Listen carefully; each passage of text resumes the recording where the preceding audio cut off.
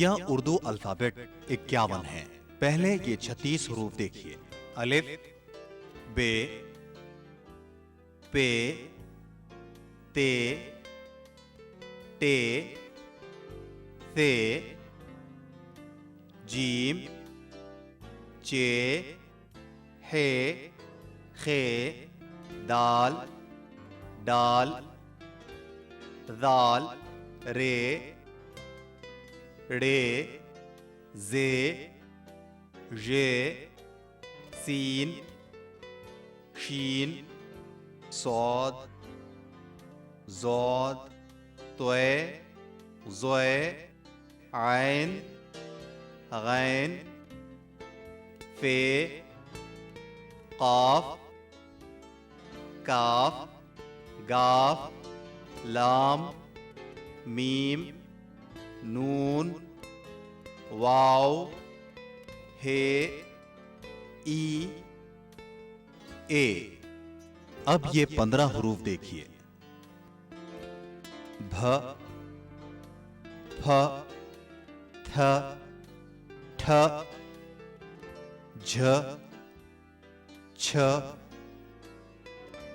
ध, ढ, र, ड़, ख, घ, ल, म्ह, न्ह। आपने देखा उर्दू अल्फाबेट्स में बुनियादी हरूफ 2-4 ही हैं, जैसे बे, जीम, दाल, रे, सीन, सौद, तोए, आइन।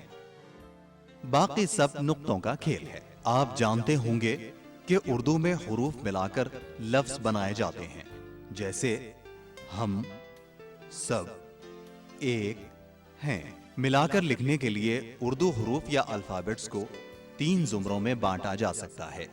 एक उफकी या हॉरिजॉन्टल हरूफ, जैसे बे, पे, ते, टे, से, तोए, ज़ोए, फे, काफ, गाफ, मीम, नून, हे, ई, ए। इनकी खासियत यह है कि ये दूसरे हरूफ से जुड़ने के लिए कट जाते हैं। कटकर इनकी शक्लें यूं बन जाती हैं। सिर्फ तोए और ज़ोए जूं के तू रहते हैं। कट जाने के बाद ये दूसरे हरूफ से कुछ इस तरह जुड़ते हैं। पे, ते, बुत, ते, बे, तब, काफ, पे, कब, पे, काफ, पक। 2 उमूदी या वर्टिकल हरूफ, जैसे अलिफ, दाल, डाल, दाल, रे, रे, जे, जे, वाव। इनको आसानी से लफ्ज उर्दू से याद रखा जा सकता है। इनकी खासियत ये है कि ये तमाम हरूफ से मिलते हैं, मगर ये खुद दूसरे हरूफ को अपने पास आने नहीं देते। जब अलिफ बे से मिलना चाहता है तो वो बआसानी इससे मिल जाता है, लेकिन जब बे अलिफ से मिलने के लिए इसके करीब आता है तो वो इसे धक्का देकर परे हटा देता है। यही हाल दूसरे खड़े हरूफ दाल, डाल, दाल, रे, रे, जे, जे और वाव का है। रे काफ से मिलने जा रहा है। देखिए कितनी आसानी से मिल रहा है, मगर जब काफ रे से मिलना चाहता है तो रे इसे परे हटा देता है। वाव खे से मिलने जा रहा है और देखिए वो मिल रहा है, मगर जब खे वाव से मिलना चाहता है तो वो इसे परे हटा देता है। लफ्ज फरमान में देखिए कि रे मीम से और अलिफ नून से नहीं मिल रहा है। लफ्ज टमाटर में अलिफ टे से नहीं मिल रहा है, जबकि रे टे से मिल गया है। खड़े हरूफ की एक खासियत ये भी है कि जब ये भी लफ्ज बनते हैं तो एक दूसरे से नहीं मिलते, जैसे उर्दू, दवा, जरा, राम। 3 दायरे वाले हरूफ। इनकी खासियत ये है कि दूसरे हरूफ से जुड़ने के लिए इनके दायरे कट जाते हैं। जैसे कट जाने के बाद ये हरूफ कुछ इस तरह बन जाते हैं। अब ये दूसरे हरूफ से मिलने के लिए तैयार हैं। जीम, बे, जब, सीन, रे, सर, शीन, काफ, शक, आइन, काफ, लाम, अक्ल, हे, जीम, हज वगैरह। चुनाचे इतना याद रखिए, उफकी दायरे वाले हरूफ सब से मिलते हैं और सब इनसे मिल जाते हैं, जैसे तू, तुम, मैं, हम वगैरह। अलबत्ता उमूदी या वर्टिकल हरूफ से सब मिलते हैं, वो किसी को नहीं मिलाते। आखिरी बात ये, उर्दू में अल्फाज का आखिरी हर्फ पूरा लिखा जाता है, जैसे जब का बे, तुम का मीम, मैं का नून और तक का काफ पूरा लिखा गया है। उर्दू पढ़ने के लिए इन आवाजों का ख्याल रखना जरूरी है। जबर आ, जेर ई, पेश उ। फेले मुस्तकबिल यानी फ्यूचर टेंस, कोई एक ऐसा काम जो आने वाले जमाने में वाक़े होने वाला हो, उसको हम कहेंगे फेले मुस्तकबिल। फेले मुस्तकबिल की 4 सूरतें। पहली सूरत है गा, गी, गे वगैरह लगाकर बनाते हैं, जैसे आएगा, आएगी, आएंगे। दूसरी सूरत है करता रहेगा, पढ़ता रहेगा वगैरह। तीसरी सूरत है करने का नहीं, छोड़ने का नहीं, देने का नहीं वगैरह। और आखिरी सूरत है उसने किया हो, आया हो, लिखा हो वगैरह वगैरह। अजीज दोस्तों, आदाब अर्ज़ है। आओ उर्दू सीखें की आलमी जमात में आप सबका इस्तकबाल है। हमने अपनी पिछली क्लासों में फेल से मुताल्लिक़ बहुत सारी मालूमात हासिल की। आज की क्लास में हम ये देखेंगे कि बाज़ अफ़ाल यानी बाज़ काम दूसरे कामों को मुकम्मल करने में कैसे मदद देते हैं। तो आइए हम आगाज करें आज के बहुत ही अहम सबक का। चलें।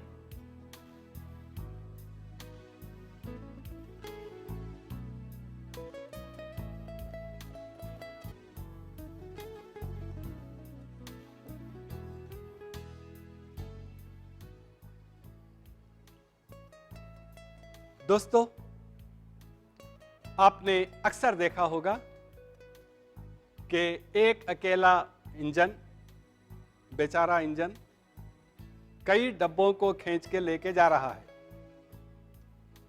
लेकिन आपने यह भी देखा होगा कभी कभी कि 2 इंजन मिलकर कई डब्बों को खींच रहे हैं।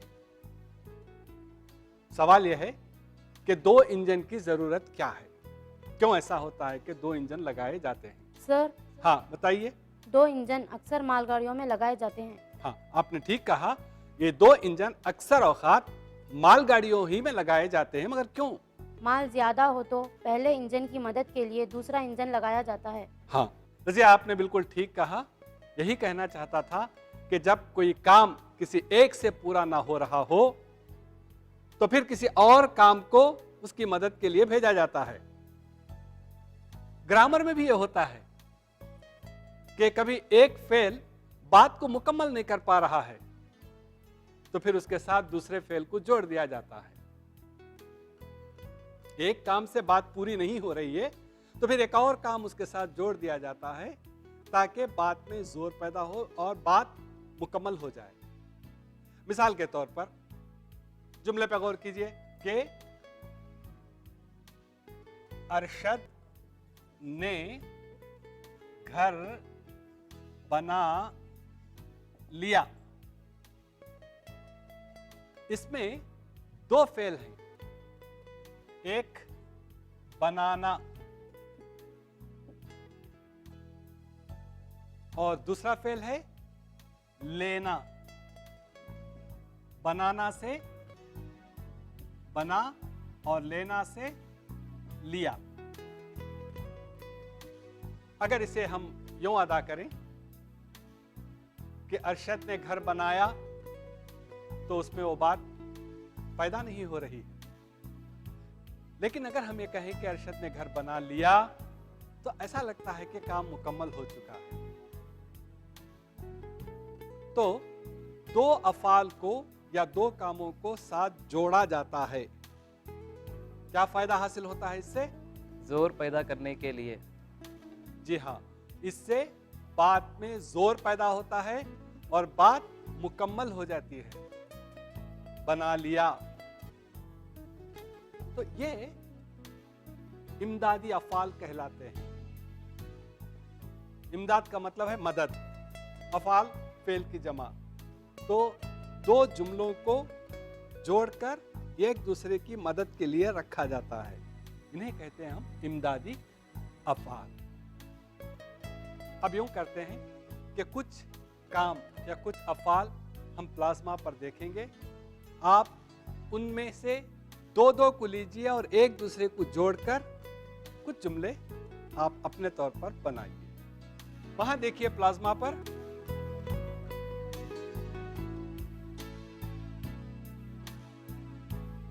यहां कुल 9 अफ़ाल हैं। देखना, छोड़ना, आना, जाना, बिखरना, टूटना, डालना, पढ़ना और गिरना। आप आजाद हैं, इसमें से कोई भी एक फेल लीजिए और उसे किसी और फेल के साथ जोड़िए और एक मिसाल दीजिए। बारी आपकी है, जो पहले कहना चाहता है कहे। सर, हाँ समदानी बताइए। मैं देखना और आना लूंगा। एक मिनट, देखना और आना आप लेंगे। देखना और आना, क्या जुमला बनाएंगे आप? मैं ताजमहल देख आऊंगा। जी हाँ, आपने सही कहा। ये देखिए कि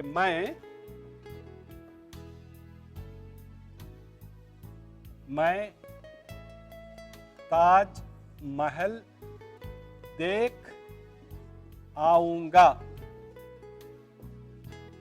इसमें देखना एक फेल है और आना एक फेल है। ये दो फेल को एक जगह किया गया है। अगर यूं कहा जाए कि मैं ताजमहल देखूंगा तो उसमें वो बात पैदा नहीं हो रही। देख आऊंगा में जो बात है। कोई और? सर, मैं बिखरना और जाना लूंगी। आप लेंगी बिखरना और जाना। हाँ, दोनों से बन सकता है एक जुमला। एक मिसाल दीजिए। आईना टूटकर बिखर जाएगा। आईना टूटकर बिखर जाएगा, सही कहा आपने। ये देखिए कि आईना है और ये है टूटकर और ये है बिखर जाएगा। इसमें बिखरना और जाना दोनों को जोड़कर बनाया गया। बिखरना और जाना। बिखर जाएगा, बिखरेगा कहेंगे। आईना टूटकर बिखरेगा, लेकिन बिखर जाएगा में काम के तकमील का जो एहसास है वो सिर्फ बिखरेगा कहने में नहीं। एक आध और मिसाल हो जाए। सर, हम बोलिए खलील। मैं गिरना और पढ़ना लूंगा। आप लेंगे गिरना और पढ़ना, ठीक है। बच्चा गिर पड़ा। जी हाँ, आपने बिल्कुल सही फरमाया। और ये है बच्चा और ये है गिर पड़ा। इसमें गिरना प्लस पढ़ना, जी हाँ, दोनों आ गए। मेरा ख्याल है कि अब ये बात बिल्कुल वाज़ेह हो गई है कि इमदादी अफ़ाल किसे कहते हैं।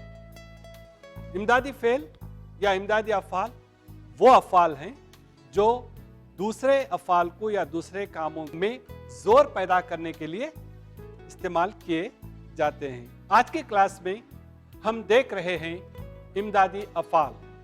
अभी हमने दो तरह के इमदादी अफ़ाल देखे।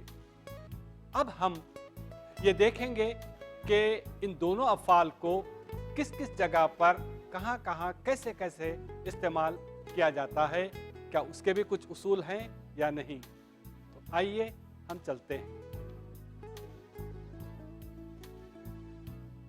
दोस्तों, मुझे आपसे एक बात कहनी है। बात यह है कि हमने वक्फे से पहले लफ्ज़ों के चंद फूल देखे थे। क्या देखे थे? लफ्ज़ों के चंद फूल देखे थे, अब हम उसकी एक एक पत्ती को देखेंगे। बाल्फाज़ दिगर हमने कुछ उसूल देखे थे, अब उन उसूलों की बारीकियों को देखेंगे। हमने ये देखा था कि दो लफ्जों को कैसे जोड़ा जाता है। अब हम ये देखेंगे कि दो लफ्जों को किन किन मौक़ों पर किस किस तरह से जोड़ा जाता है। पहली बात, दो लफ्जों को किसी बात को मुकम्मल करना हो तो जोड़ा जाता है, जैसे डालना, रहना, छोड़ना वगैरह। डालना को लीजिए, एक जुमला बनता है, सपेरे ने सांप को मार डाला। इसमें मारना एक फेल है और डालना एक फेल है। इससे हम बनाए मार और डाला, दो फेल एक साथ किया और यहां सांप के मरने का काम खत्म हो चुका है। इसी तरह एक और लफ्ज छोड़ना कहा मैंने, एक जुमला कहता हूं, गौर कीजिए कि नफरत के जज्बे ने इंसानों को तबाह करके छोड़ा। नफरत के जज्बे ने इंसानों को तबाह करके छोड़ा। यहां करना और छोड़ना दोनों फेल पाए जाते हैं। तो मालूम यह हुआ कि जहां काम मुकम्मल हो जाता है तो वहां दो फेलों को साथ लाते हैं, दो अफ़ाल को साथ लाते हैं। मेरा ख्याल है कि अब आपसे मैं पूछ सकता हूं कि इस तरह के कुछ जुमले आप बनाएं। देखिए, सबसे पहले आप में से कौन बनाता है एक आध जुमला? सर, हाँ बताइए। लड़का दौड़ते दौड़ते गिर पड़ा। जी हाँ, लड़का दौड़ते दौड़ते गिर पड़ा। इसमें गिरना और पड़ना दोनों हैं और दोनों से जाहिर होता है कि लड़के के गिरने का काम पूरा हो चुका है। लड़का गिर पड़ा। आप लोगों के पास से? वो अपनी दौलत गंवा बैठा। जी हाँ, वो अपनी दौलत गंवा बैठा। इसमें दो फेल, गंवाना और बैठना। मालूम यह हुआ कि अब उसके पास कोई दौलत नहीं है, सारी दौलत वो गंवा चुका है। तो मालूम यह हुआ कि आमतौर पर जब हम जाहिर करना चाहते हैं कि कोई काम मुकम्मल हो चुका है तो हम दो फेलों को करीब लाके उसे जोड़ते हैं। एक और उसूल है और वो उसूल ये है कि किसी को इजाजत देना हो या इजाजत लेना हो, उन औकात में भी हम दो फेलों को करीब लाते हैं। मिसाल के तौर पर उसे जाने देना, उसे जाने दो, उसे जाने दो मतलब वो जाना चाहता है तो जाने दो, आप इजाजत दे रहे हैं। इसमें दो फेल है, जाना एक फेल है, देना एक फेल है। तो हमने इजाजत देने के लिए क्या किया है? दो फेलों को करीब लाया है। आपसे आता है तो आने दो, ज़रबुल मिसल है उर्दू में। आपसे आता है तो आने दो, इसमें भी दो फेल है, आना और देना। आने दो, यहां भी एक इजाजत दी जा रही है कि कोई आ रहा है तो आने दो। पता है चला कि किसी को इजाजत देना हो तब भी हम दो फेलों को करीब लाते हैं। आप में से कोई एक मिसाल दे सकता है? हाँ सआदत बताइए। उसे लिखने देना। जी हाँ, उसे लिखने देना, यहां भी इजाजत दी जा रही है। लिखना एक काम है, देना एक काम है और दोनों को जोड़कर हमने इजाजत दी है। यह रहा हमारा दूसरा उसूल। एक और बात है, एक और उसूल है कि कभी हम किसी फेल को एक और फेल से पहले लिखकर एक नए माने पैदा कर सकते हैं। जैसे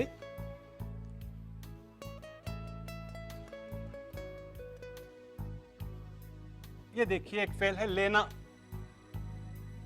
क्या है ये फेल? लेना।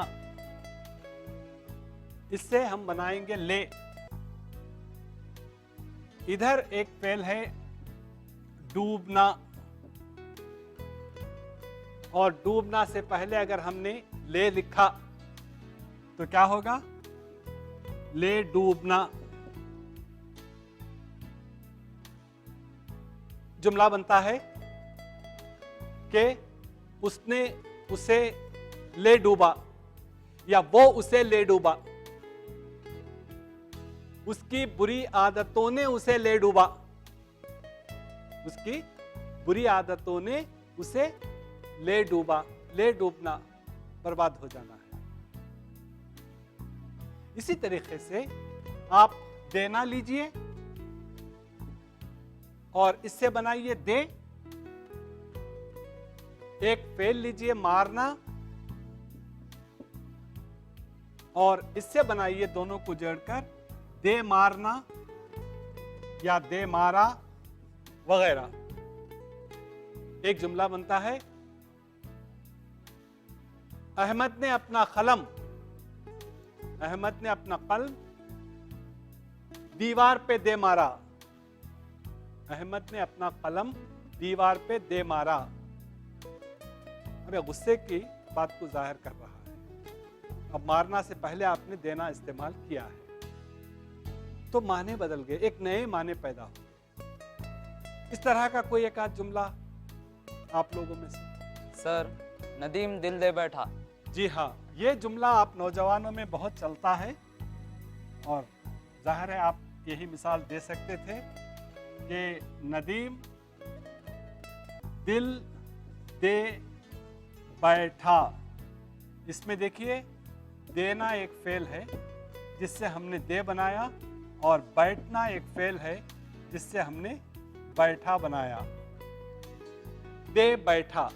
अब एक फेल के आगे एक और फेल को हमने रखा और इस तरह एक नए माने पैदा कर दिए। दिल दे बैठा। तो वक्फे के बाद हमने ये 3 उसूल देखे हैं कि किस तरह दो अफ़आल को करीब करीब लाकर हम मानों में जोर पैदा कर सकते हैं, मानों के या काम के मुकम्मल होने को जाहिर कर सकते हैं और एक खूबसूरत से माने उसके अंदर पैदा कर सकते हैं।